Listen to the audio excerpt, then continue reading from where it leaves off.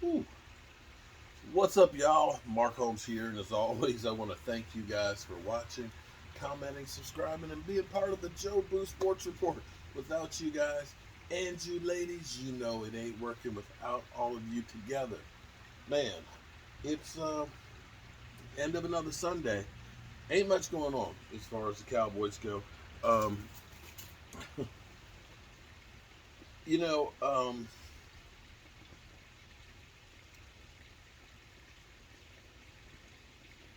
the thing you got to do today. Times are different today than when I grew up. Um, I was sitting there reading. You know, you're online and you see a headline there, and you click on it, and it's set up so that way you got to keep clicking to get to. So you see a headline, and it's like this woman disappeared for 35 years. What happened? And I was like, what did happen? And so you click on it and you go through and you start reading the background of it, and then it's like next. And you know what it is? It's like because you got to be careful. If you click on something else, it's going to send you elsewhere for advertising. It's clickbait. I know that. But it was reading a story that back in the 70s, this husband's wife was catching a cold and needed to go to the doctor. So she went to the doctor, and while she was going to have her appointment, he was going to run some errands. She disappeared. And in this article, they pointed out several times it's not like today. There's no internet. There's no way that you can track somebody. There's no cell phones and stuff.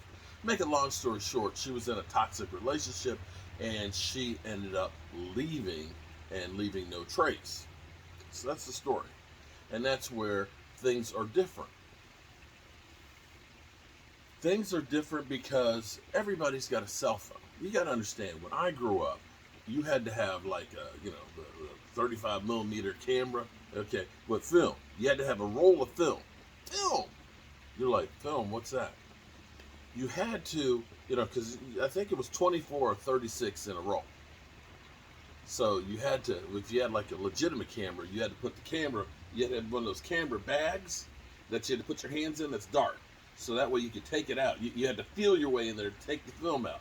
And the thing is you took the pictures. You didn't know if the lighting was right on it. You didn't know if it was clear or whatever. You had to take it to the photo place. And when they came out with a 1 hour photo, oh man, you mean I can drop it off and come back in an hour and have it? Holy smoke! We thought we were high tech there. They had the photomat, literally photomat booths, a little booth out in the middle of the parking lot where they take your film and you can come back in an hour. Yeah, low tech, no tech. I don't care how you want to look at it. And there wasn't GPS. There wasn't smartphones and things like that where you can literally track anybody. You can triangulate because of the cell phone towers and stuff. And now you have people that now everybody's like a reporter. You've seen me. Boom, gas explosion in my neighborhood. Boom, here I am live, putting it out there just like I'm the newsman. So you have to live your life differently. You have to live your life like somebody is constantly watching, because you know what? Everybody is. Doesn't matter if you are out having something to eat, or if you're on a phone call, or if you're on social media, if you're out at the strip club.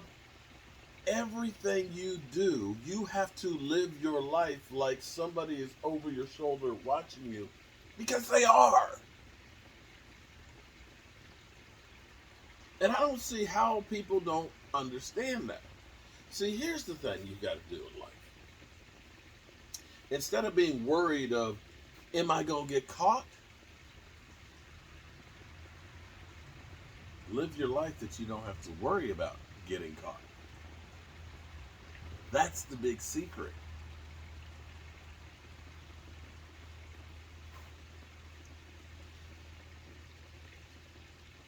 That's the big secret. It amazes me. People cheating and lying and everything else, figuring I won't get caught. What goes around comes around, and eventually everything comes to light. Eventually. And some of you mother humpers may think that because you're a big person, a superstar, or whatever, that nah, ain't nothing gonna happen to me. Shit, there's more chance that it's gonna happen to you because they're gonna want to make an example out of you. They're gonna want to make a name out of you. So be careful. Live your life right, so you don't have to worry. And that's where character comes in. Character definitely comes in. Anyway, another weekend is gone. We got a week and a half for the draft.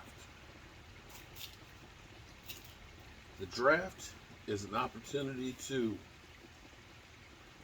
set yourself up for the future to be nice and bright, or set yourself up for downfall.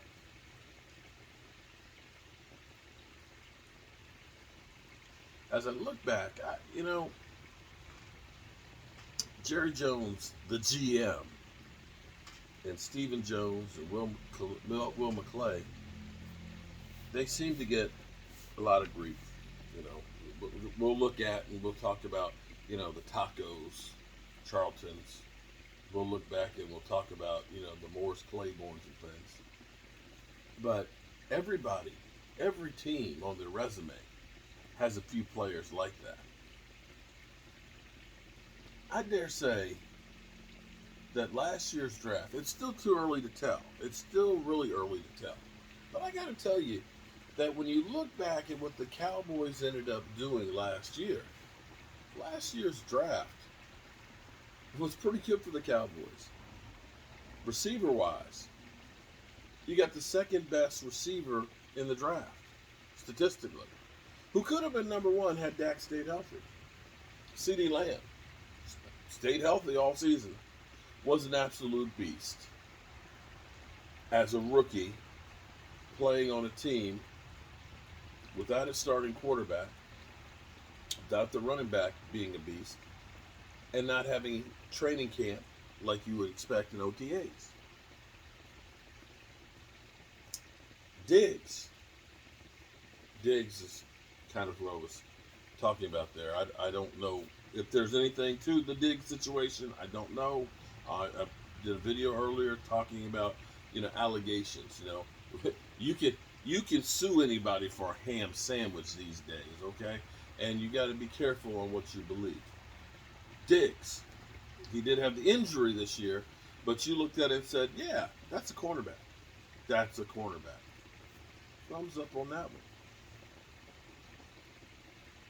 Gallimore. I'm high on Gallimore. I think Gallimore should have been playing a lot sooner. And Tyler Badish, scheduled to be the starting center for next year. So, you look at that draft, and you got 4 starters out there. Now, to me, this is my own personal standard on what you hope to achieve out of a draft. If you can do this every year out of the draft, you're going to be a great team. A, you get an impact player that's a day one starter that changes the dynamics of your team. You get that. 2, you get a really good starter out of there. You get 2 guys that are depth or role players, and you get a special team standout.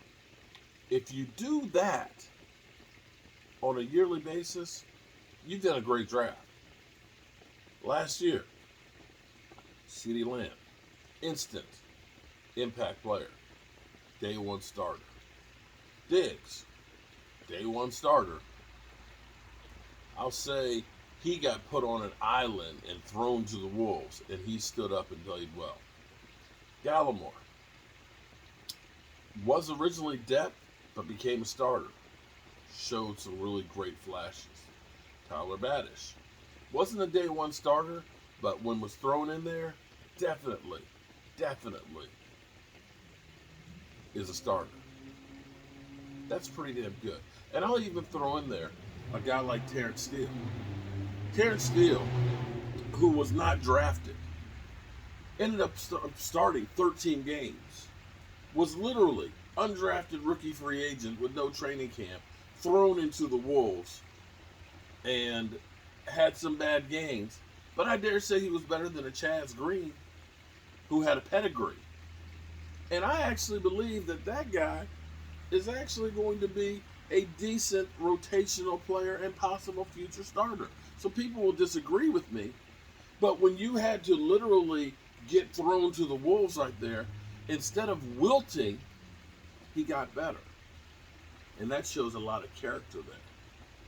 So, looking at this past year's draft, I got to tell you, that was not bad. It's still early to tell, but that's not a bad draft whatsoever. If you can have a draft that good this year, and we have a little bit of luck on the health area, dude, you got a solid team. You got a really solid team. Anyway, I'm tired, boss. I'm real tired. And I think I am going to go carry my butt to bed. Tomorrow I got to go to my mama's house. In my mama's house, I need to change the countertop for her. Hopefully I'll see my daughter tomorrow. And God willing, I'll be here tomorrow.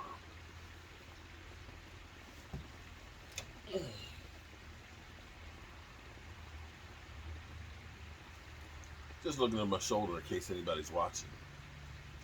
You know I ain't got to worry, because pretty much I'm doing videos all day long. There ain't time to do anything else. Peace.